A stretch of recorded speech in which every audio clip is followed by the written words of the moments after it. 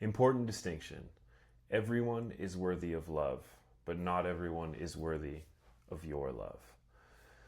Of course, there's something beautiful about the boundless love you can experience in a deep state of meditation or on plant medicine journeys, but that's a very easy, faraway love. And it's so easy to love from the mountaintop, but you can only do real love in the trenches with a few people. The work is to find people who are worth loving, bring that same boundless energy to them, and choose that love when it doesn't feel easy. There's a quote I love by Alex Hormozy that I think applies really well to actual love, which is, anything worth doing takes a lot longer than you think. And until you work for 10,000 hours on one project, you don't begin to know how much work it takes to make something great. And as a result, how few things you can really make. And from my teaching mentor, you teach what you tolerate. Earlier this year, I had an experience that we'll call assisted psychotherapy. As I lay there with a blindfold on, beautiful music playing in the background, I experienced a boundless love that was bigger than anything I'd ever known. I could feel a sphere of orange, warm love just radiating out from my chest. It expanded past the town we were in, then past the entire state of Colorado. Then it grew to encompass the entire planet and eventually the galaxy. It was a lovely feeling. In that moment, I truly felt like I loved the whole world.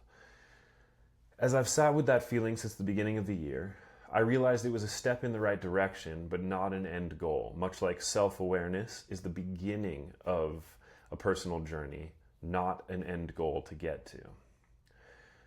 I met the woman I'm going to marry earlier this year and have since realized that personal love in the trenches and boundless love are two different things. And if you're laughing at me because I'm in a new relationship and I don't actually know what I'm talking about, maybe you're right. But I think I've learned a couple things that I'm going to share. Boundless love feels amazing, and it's certainly better than nihilism, but it's a step on a journey and it's not an end goal. It's much more about you than it is about the people you feel love for. It's similar to how people in Boulder, Colorado, right down the road from me, put up signs in their yards to display how much they love diversity, while never encountering diversity in their communities. They get to feel good about themselves without doing any work. The same is true of boundless love.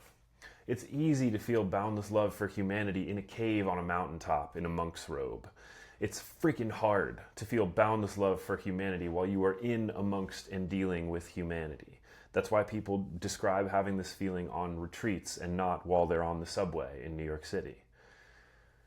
There's a quote I love: "I really thought communism was the answer to all of society's problems until I tried to run a community garden." Even a moment of feeling boundless love for humanity is a step in the right direction. It's just not the end of the journey. Unfortunately, many people I've met who identify as spiritual stop at that feeling of boundless love, think they've reached the mountaintop, and never develop past that. When I was traveling for 2 years, I spent a lot of time in hippie communities with people who identified as spiritual. This was an important time in my life. I had a great time doing all the fun hippie things. Yoga feels great, dancing is amazing, polyamory is super fun, and plant medicine journeys are an amazing tool for growth and healing. But there's one giant, glaring elephant in the room that I've found to be broadly true of specifically Western spiritual hippies that I've met, which is a massive fear of depth and commitment. I recently met a woman at a local potluck who told me about her polyamorous journey. She spent years exhausting herself, letting her hobbies take a back seat so she could communicate with all of her partners.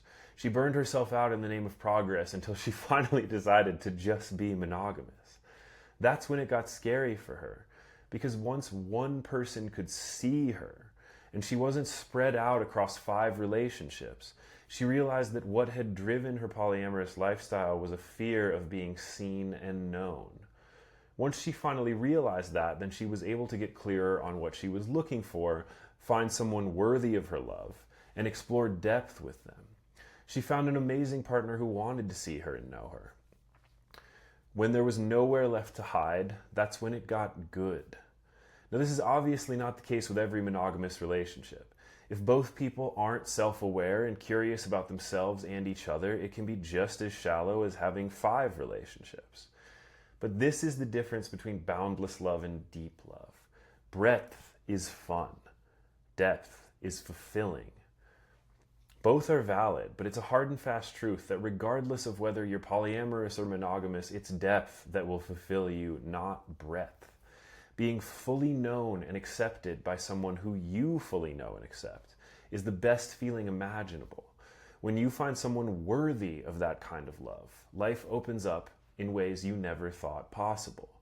But you can only do this with a few people in your entire lifetime. One person if you're lucky. You can't spread this kind of love across all of humanity. You can't actually know them. The people out there who are even capable of this kind of love are such a tiny minority. But the quest to find them is the worthiest work you'll ever do. There's a quote I added from Gregory David Roberts in the book Shantaram. A man is truly a man when he wins the love of a good woman, earns her respect, and keeps her trust. Until you can do that, you're not a man. Going wide and having a huge variety of experiences was an important part of my growth. I had a great time, but this phase of my life is about depth, and it feels better than breadth ever did. As someone who used to be nomadic, it was so hard for me to slow down and actually create a home. It was terrifying for me to seek depth, belonging, and love. But once I did it, my only question was what the hell took me so damn long? Thanks for watching today. If you're watching on YouTube, please subscribe. And if you're watching on Substack, please share today's episode with a friend. It really helps us grow.